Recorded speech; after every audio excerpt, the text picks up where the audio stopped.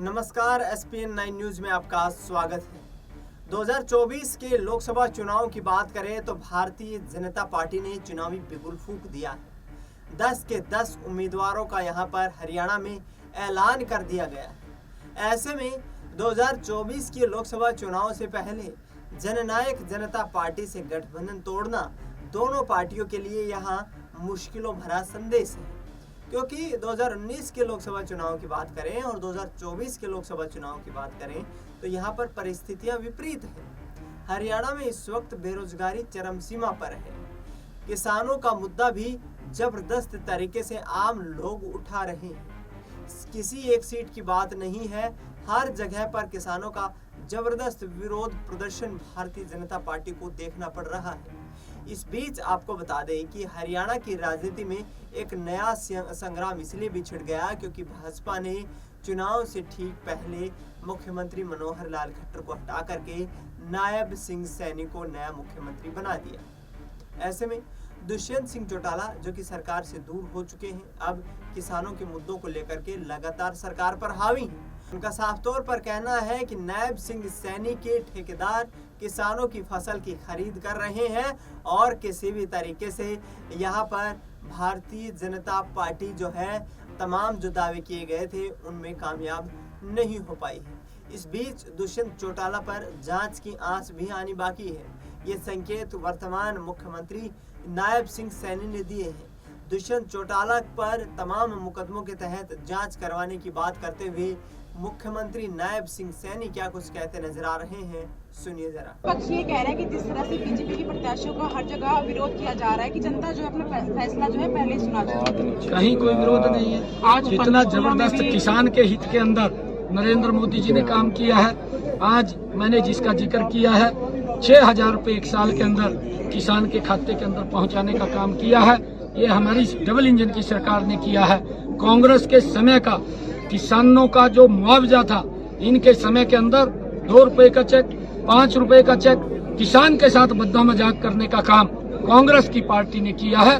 और 267 करोड़ रुपया जो किसानों का मुआवजा रुक गया था, कांग्रेस की सरकार के अंदर देना था, नहीं दे पाए थे, वो मुआवजा भी मनोहर लाल जी ने देने का काम किया।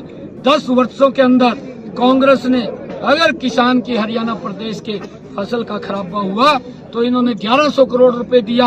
और हमने इस 9.5 वर्ष के कार्यकाल के अंदर अगर हरियाणा प्रदेश के किसान की फसल का खराबा हुआ तो 12,500 करोड़ रुपया किसान तक पहुंचाने का काम किया। एक और बात आ रही है कि ओलावृष्टि से जो फसल खराब हुई है उसके मुआवजे की मांग को लेकर लामबंद हुए थे जब आप आ रहे थे और उन्होंने रास्ता रोकने की भी कोशिश की थी। आप कुछ कहना चाहेंगे? नहीं, देखिए, ये आपके पास जानकारी कहाँ से आई है मुझे नहीं मालूम। मैं स्वयं उन गाँव का दौरा करने के लिए गया था और उन गाँव के अंदर मैं गया, किसानों से मिला, फसल देखी मैंने जहाँ ओलावृष्टि हुई थी और मैंने तुरंत अधिकारियों को जो क्षतिपूर्ति पोर्टल है उसको खोलने के आदेश दिए। हमने तुरंत सभी पटवारी, तहसीलदार, कानूनगो उसको आदेश किए कि वो स्वयं खेतों के अंदर जा करके एक एकड़ को चेक करके कि कहाँ पर किसका नुकसान हुआ है उसकी गिरदावरी करें, उसका सर्वे करें और सर्वे करके तुरंत रिपोर्ट दें। दुष्यंत चौटाला अपने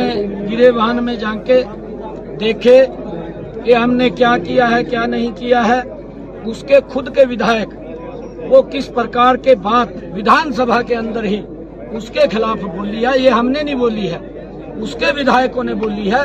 उसको समझना चाहिए कि मेरे विधायक जो मेरे सिंबल के ऊपर वो चुन करके आए और वही मेरे विधायक मेरे ऊपर भ्रष्टाचार को लेकर के उन्होंने उसके ऊपर भला बुरा कहा है, उसको समझना चाहिए। यहाँ ट्रांसपेरेंसी आधार के ऊपर ये सरकार काम करती है। ये चाहे मनोहर लाल जी की सरकार है आज, चाहे मैं इसके अंदर मुखिया के तौर के ऊपर देख रहा हूँ, भ्रष्टाचार से किसी प्रकार का समझौता नहीं है।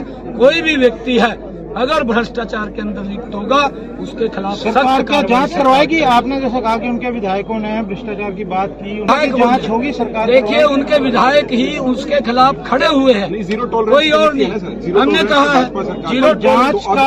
अगर हमारे पास अगर कोई एप्लीकेशन आती है बिल्कुल उसकी जांच। तो सुना आपने, यहाँ पर जो मुख्यमंत्री हैं हरियाणा के नायब सिंह सैनी, वो साफ तौर पर ये कहते नजर आ रहे हैं कि सत्ता का सुख भोगने के बाद जिस तरीके से दुष्यंत सिंह चौटाला बीजेपी के खिलाफ हमलावर है, तमाम जो मामले दर्ज हैं उनमें जांच का विषय है और ऐसे में हरियाणा में किसी तरीके का कोई भ्रष्टाचार नहीं होने दिया जाएगा। ऐसे में हरियाणा में इस वक्त राजनीति चरम सीमा पर है, क्योंकि दुष्यंत चौटाला की पार्टी जननायक जनता पार्टी ने 5 लोकसभा सीटों पर उम्मीदवारों का ऐलान कर दिया गया है।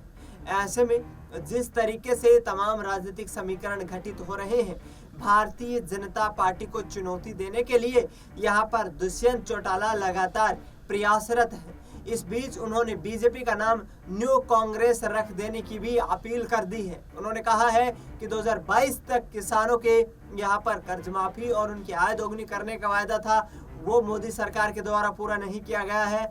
दूसरी तरफ बेरोजगारी को लेकर के कहा है कि साफ तौर पर हरियाणा में पिछले 10 सालों में बीजेपी यहाँ औद्योगिक यूनिट लाने में कहीं ना कहीं नाकाम साबित हुई है। इसके साथ साथ उन्होंने ये भी कहा है कि जिस तरीके से लगातार जो है महिलाओं के खिलाफ या अपराध जो है पूरे हरियाणा में बढ़ते हुए नजर आ रहे हैं, वो भी कहीं ना कहीं भारतीय जनता पार्टी के लिए एक नाकामी की निशानी है। उन्होंने कहा है कि इलेक्टोरल बॉन्ड के जरिए भारतीय जनता पार्टी को छप्पर चंदा मिला है और उसी चंदे के आधार पर चुनाव लड़ा जा रहा है। ऐसे में दुष्यंत चौटाला लगातार पार्टी पर हावी है। दूसरी तरफ कांग्रेस से भी गठबंधन की तमाम खबरें सामने आ रही हैं। बताया जा रहा है कि आगामी वक्त में दुष्यंत चौटाला का कांग्रेस पार्टी के साथ गठबंधन हो सकता है। प्रदेश उपाध्यक्ष देवेंद्र कादियान ने इस चीज के संकेत भी दे दिए हैं। भिवानी महेंद्रगढ़ लोकसभा सीट की बात करें तो वहां पर राव बहादुर सिंह को चुनावी मैदान में उतारा गया है, जबकि हिसार लोकसभा सीट से जहां दुष्यंत सिंह चौटाला चुनावी मैदान में 2014 में उतरे थे और सांसद बनकर के सबसे छोटी उम्र के सांसद के तौर पर देश की संसद में पहुंचे थे, अब लोकसभा चुनाव में हिसार सीट से उनकी माता नैना सिंह चौटाला चुनावी मैदान में। नैना सिंह चौटाला की बात करें तो वह फिलहाल दादरी जिले की बाढ़ड़ा विधानसभा सीट से विधायक हैं और 2024 के लोकसभा चुनाव में लोकसभा प्रत्याशी के रूप में अपना प्रतिनिधित्व कर रही हैं। हरी चुनरी चौपाल नामक एक कार्यक्रम से नैना चौटाला पूरे देश या यूं कहें कि हरियाणा में विशेष तौर पर महिलाओं में एक नया जागरूकता का संदेश फैला रही हैं। इस बीच आपको बता दें कि यदि कांग्रेस पार्टी और जननायक जनता पार्टी के बीच में गठबंधन हो जाता है तो ऐसे में कहीं ना कहीं बीजेपी के लिए मुश्किलें खड़ी हो जाएंगी, क्योंकि प्रदेश उपाध्यक्ष जेजेपी ने जिस तरीके का बयान दिया है, उन्होंने ये कहा है कि यदि गठबंधन 2 सीटों को लेकर कांग्रेस सैक्रिफाइस करती है, भिवानी महेंद्रगढ़ और हिसार को लेकर के कांग्रेस सैक्रिफाइस करती है, तो बाकी बची हुई 7 लोकसभा सीटों पर जननायक जनता पार्टी कांग्रेस पार्टी को खुला समर्थन देगी। अब देखना ये होगा कि विपक्ष जो इंडिया गठबंधन एक तमाम विपक्षी दलों का जो है तैयार हो चुका है और इसके साथ साथ कांग्रेस पार्टी इस पूरे गठबंधन की अगुवाई कर रही है, क्या किसानों के मुद्दे पर और क्या दुष्यंत सिंह चौटाला के साथ यहाँ गठबंधन करेगी, क्योंकि वापसी का रास्ता कांग्रेस पार्टी तलाश रही है और ऐसे में यदि गठबंधन हो सकता है तो यहाँ पर हरियाणा में बीजेपी का मिशन फेल करने में कहीं ना कहीं कामयाबी मिल सकती है। अब देखना यह होगा कि आखिरकार जननायक जनता पार्टी की तरफ से दी गई इस पेशकश में कांग्रेस किस तरीके से अपनी भागीदारी निभाती है। फिलहाल इस खबर में इतना ही। देश दुनिया की तमाम बड़ी खबरों के लिए आप देखते रहिए SPN9।